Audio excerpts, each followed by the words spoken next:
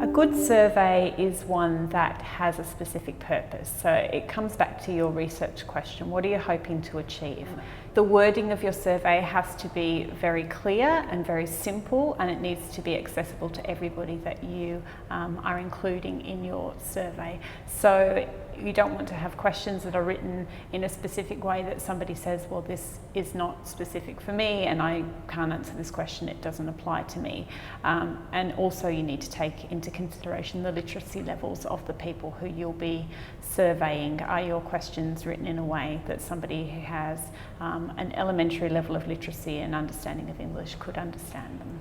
When we developed the questionnaire, we didn't just leave it there. We had to take it back to the community to make sure that it was that the question we asked was the right question, and also the cultural sensitivity in the questionnaire. Have somebody from the community review your focus group questions will be a good way of gauging whether the questions are culturally appropriate and sensitive.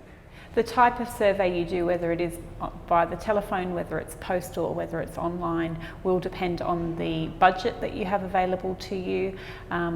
Paying for postage and envelopes and things like that is expensive, and so you'd want to make sure that you have that in your budget.